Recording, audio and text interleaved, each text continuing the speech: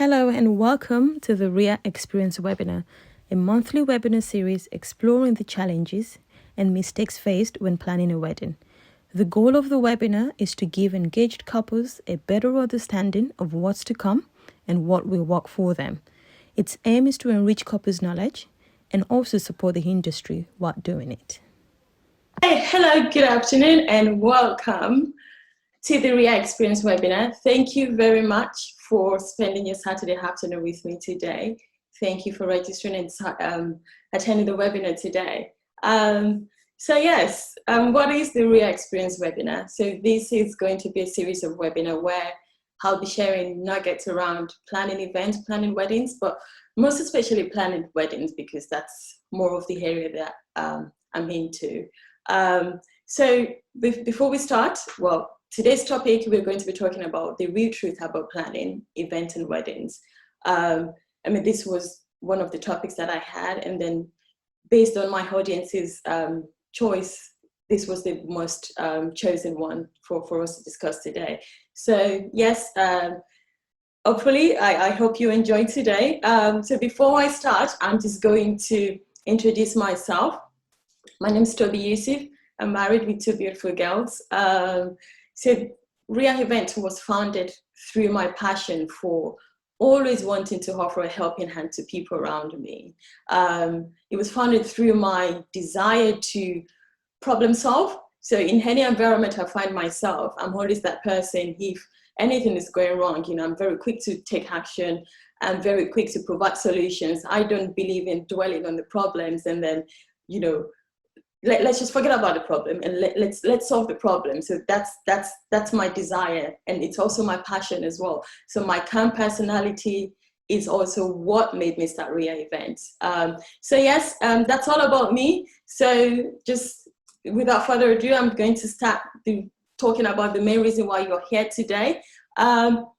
Today I'm going to be sharing again, like I said, and then also I've got two beautiful couples. We just got married just over a month ago. We will be sharing with us their experiences around their wedding, how they were able to plan a wedding with COVID, with everything going on.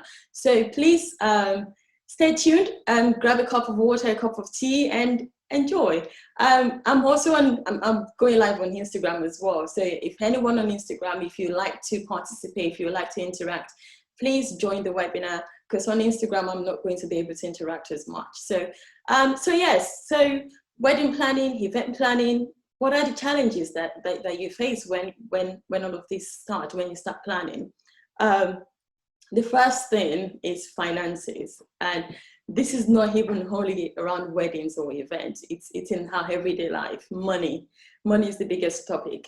When it comes to finances, you have to be honest with yourself, and be it a birthday party or even if you're planning a wedding with your partner, you need to sit down together and discuss your budget, know where you both stand on how you want to spend things. I know it can be tricky. For example, for myself, when I was getting married, I wasn't comfortable enough to talk to my husband about how much we want to spend, because I had this big goal of, how I wanted my wedding to be like, but my husband on the other hand, he just wanted to get married. So I was a bit cautious of telling him how much we were going to spend, and it caused a lot of argument, a lot of fights in the end. So, being honest with your budget, knowing how much you want to spend and writing it down, even if your budget is, I'm just using £1,000 now, write it down and work towards that. Because at the end, there is no way, you can't tell anybody that you don't have a budget. You should have a budget. Because when you say you don't have a budget, and then as a planner, I come to you and I say, okay, I found a decorator, she's going to charge £10,000. And then you go, what? That's a lot of money. But I thought you said you didn't have a budget. So that's why I'm giving you £10,000. So, it's always good to have a budget listed for everything that you want to do. And also, with that budget as well, always bear in mind that there are so many hidden costs around planning anything, birthdays, weddings most especially. So it's always good to put 10 to 15% extra of your budget. So if you say you want to spend £60,000 in your wedding, that's okay. You don't have to spend the whole of the £60,000, but at least you have that budget, and then you can work within that budget. Even with that £60,000, like I said, you need to put 10 to 15% extra on top of that to avoid any hidden costs. As a planner, I'm very familiar with hidden costs, you know, things that come across where if you're on here and you're thinking of planning your wedding yourself, there are hidden costs like suppliers' food. So when you hire your vendors, and if you're having a seated meal plan whereby the caterer is charging you per head, then you have to think about your suppliers. You have to include that fee, the cost into your supplier's meal as well. So there's a little hidden cost that you don't think about, and then towards the end, they just start popping in. With finances as well, what you need to understand is the little cost that just adds up. I, for one person, when I go into Tesco for my weekly grocery shopping, I have a target, I have a budget of how much I want to spend, but I usually spend more because I just end up seeing things that I want, or I look at my bank statement and I see £5, £10, and then they just add up. And that's how the budget just increases. So yes, finances, it's a big topic. It's something that you should feel comfortable to discuss with your partner.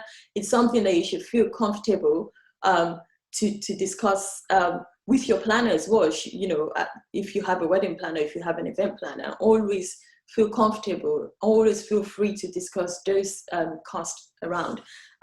So just moving on, the next challenge that you may face as well is vendors. As a planner, you know, when you get inquiries from clients and you give them a fee of, let's say, £10,000, they get worried, oh, that's a lot of money, and then they start shopping around. So you then want to cut corners, you want to find a vendor that is cheaper, but bearing in mind that it's not about the price you're being offered. You have to think about the quality of the service that you're going to be provided with. By cutting corners, by finding a vendor that's cheaper, you have to be mindful of a vendor that would overpromise but then under-deliver. So you don't want to go through that route. And even with the vendor as well, you might then start thinking of cutting corners. And that's something to be really mindful of, because what will happen is when you hire a family friend, you're more or less hiring a professional, because at the end of the day, they are doing the work and they're not enjoying the moment with you as your guest, as a family member.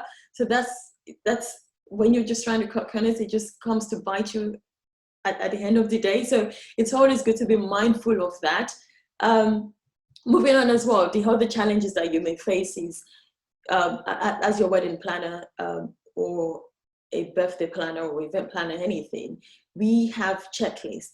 And as your planner, we're always making sure that every checklist is ticked, making sure that as we go along, we're ticking things off and we're informing each other that things have been ticked off, this has been done.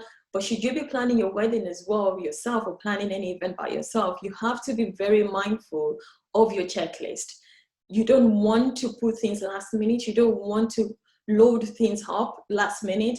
So it's always good to have that checklist, have timelines to everything. So shall I say, in 2 months' time, get my nails done.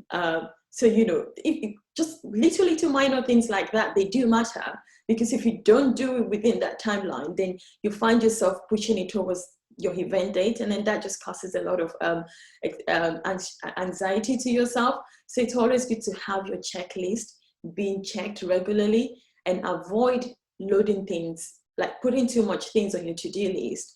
And because what then happens is you then have to move them last minute and start doing them last minute, and that's not what you want to do. That's not what you want to achieve. So it's always good to be mindful of that. Don't save too much for last minute.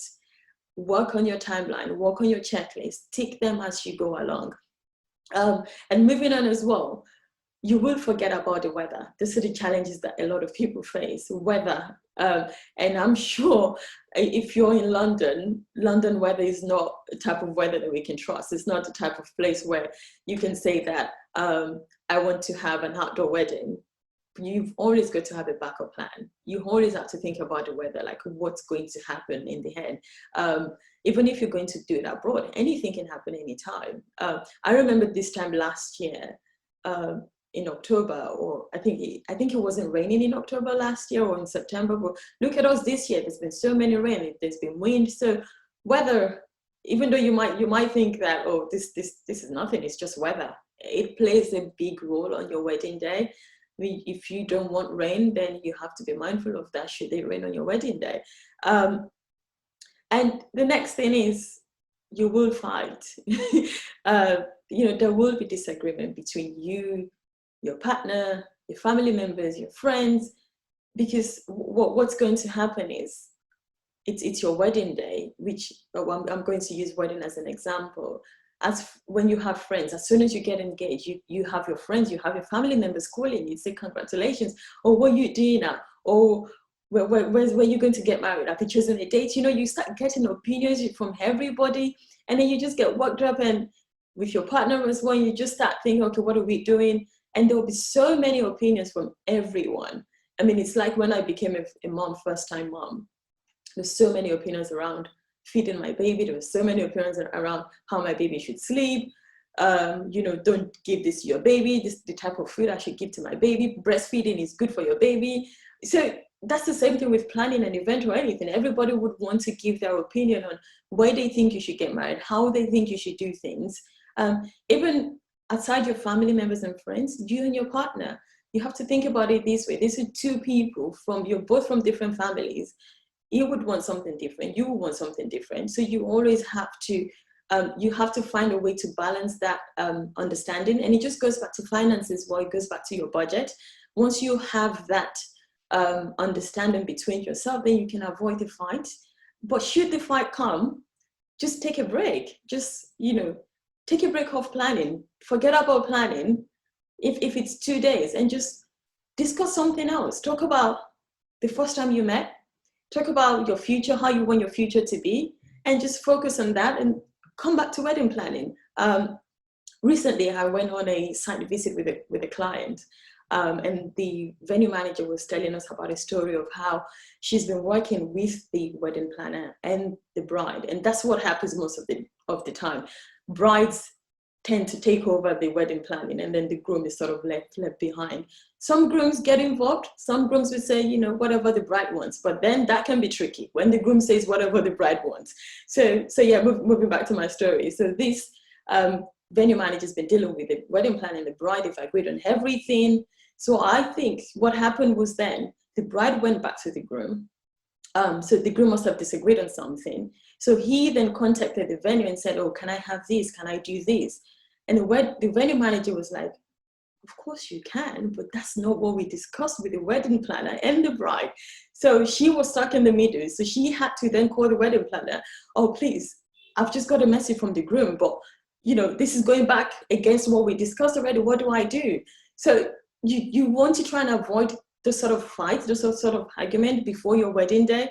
So it's always good to be mindful of that any little fight might occur, any little disagreement might occur with anybody, and you just have to be ready to face those and deal with them. And again, should they come, you just have to then find a way to just take a break, go somewhere else, and just not talk about weddings. So yeah, finally, I think the last nugget that I'm going to share is just always remember that it's your day. It's your wedding day. Always remember the reason why you're getting married. Because sometimes you might find yourself that you start losing perspective. You start losing perspective of the reason why you're getting married. You start losing focus, because in this day and age, social media is where everybody wants to be, where everybody wants to go. You go on social media, you go on Instagram, and then you start finding inspirations. You start finding things that you'd like. So you're going to feed them, but they're coming for you. It's your wedding day. It's your day. What is the key element for you at your wedding? When I meet up with my clients, that's one thing I always ask them. What is the key element for you at your wedding day? What is it that you want to take away at your wedding? What's most important for you? Is it food? Is it guest experience? Is it a venue? Is it having entertainment? So you always have to remember that, always have that at the back of your mind. And with the current situation right now, there's so many like different news, different guidelines. 1 minute we can have 30 guests, the next minute we're having 15. And this is the time for you to start thinking, what do I want for my wedding? What do I want as a couple? What are the key elements for me at my wedding? Because at a wedding or at any event right now, there's got to be variable elements to it. Right now, you can't put your mind to your date. Should you have chosen a date for your wedding, let's say today, 17th of October, it's your wedding day, you have to be ready to move that wedding date if anything comes. So those are the variable elements. Your wedding date, your venue, you have to be ready to change that should anything happen. So you always have to keep that at the back of your mind with the current situation now. Remember, what is special to me and my partner? What do we want to get away from this? What do we want to take away from this? Aside the variable element as well, we do have fixed elements. You know, fixed element like I'm saying now, key elements to your wedding. The style of your wedding. How do you want your wedding day to be like? Be it 10 people, be it 15 people, it doesn't matter. It's what's important to both of you. That's what should matter to you. That's how you should take on your wedding, your event, anything you're doing. So that's something to always put at the back of your mind, that what am I here for? What am I doing today? What is the purpose of us getting married? Or even if it's your birthday party, why am I celebrating my birthday? Why am I celebrating my 30th? You know, so you should always have a key element to any event you're planning, to anything you're doing. Always remember that. But yeah, I think that's what we're not going to have for you today anyway, in terms of challenges faced. There's so many challenges around planning a wedding, planning an event. That's one of the reasons why some people would want to hire a wedding planner or an event planner like myself, to sort of take off the burdens for them or help them out with the challenges if it's getting too much for them. So that's all about, you know, challenges faced around planning events and weddings. Today, I've got two beautiful couples with me today who recently got married. So I will be bringing them on board as well to just come and share with us their experiences around planning a wedding, if they faced any challenges and what they did to overcome these challenges. And also with COVID, how did they plan a wedding with COVID? What did they do? How did that go? So they will be sharing their experiences with us today. But before I bring up my couple, I thought it would be good to just lighten up the mood, play a bit of game on here before we then go into the serious part. But at the same time, just bear in mind that there will be Q&A sessions. So should you have any questions, please use the Q&A box and we'll look at them during the Q&A session. So now, please, if you're ready, we're going to play some game, a little bit of game, to just lighten things up a little bit. So I'm just going to do that.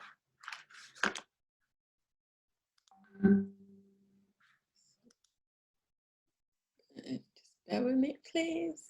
Please just give me a thumbs up if you've enjoyed it so far. Just thumbs up, thumbs up.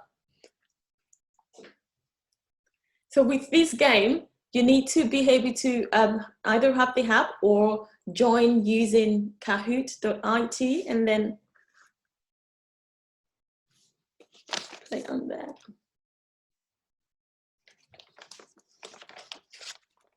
So to join the game or to play the game, you can join using www.kahoot as you see on the screen, or you can join using the app.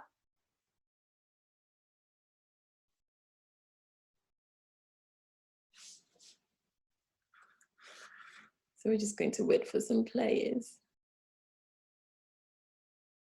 So if you need to, again, if you need to send questions, use the Q&A. And should you want to ask your question by speaking, I'll just need to unmute you and then, you know, we could take it from there.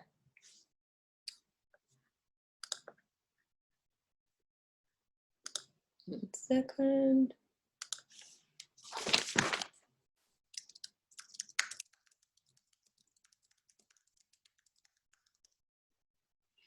Okay, I see 3 people have joined. We'll wait for more people to join.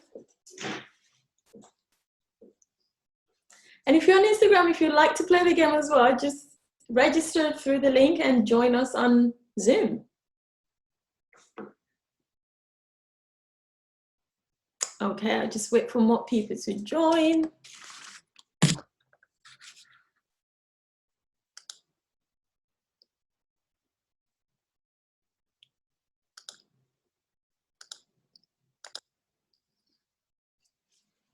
So the way this game is going to work is on my screen, you'll be able to see the questions. The questions and the answers will be displayed. And then on your screen, you would only see the color codes to the answers. So what you need to do is when you see the question on my screen and then you have your answer ready, you just need to select the color that matches the answer. Okay. Shall we start? I think we should just give it a start, yeah.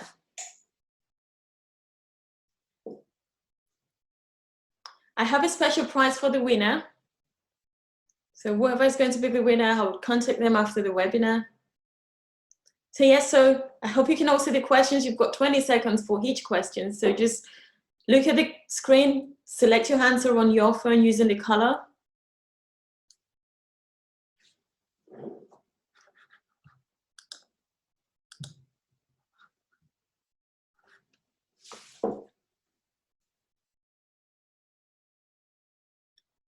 Okay. Next question.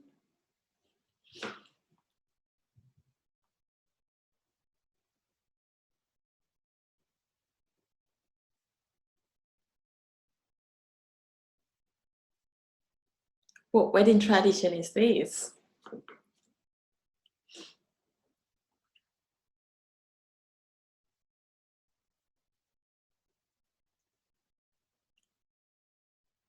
Yep. Everyone got this one. Next question.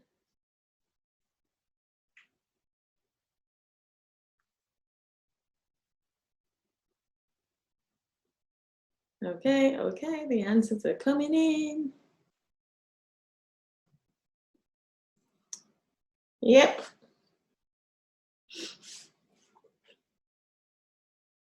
Okay, I think there is a battle between KD, the Rapleys, and Remy.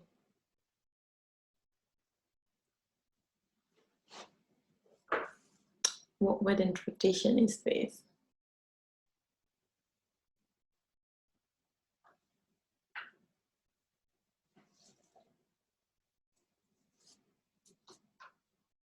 The Holy Trinity, a chair of good fortune, happiness and blessings, fertility.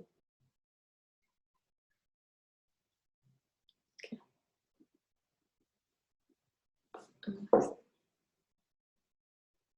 Giveaways at a wedding. Yes. A lot of people chose a chair of good blessings.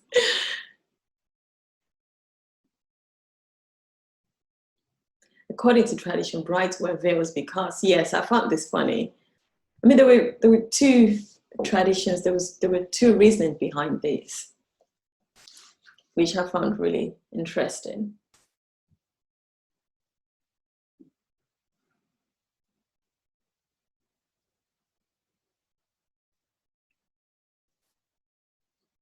Oh, they protect them against any evil spirit. Yeah.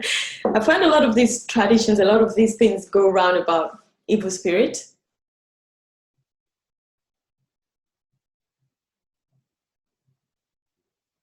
Yeah. What style of wedding dress is this? And this is for all the brides to be on, yeah? What style of dress do you think this is?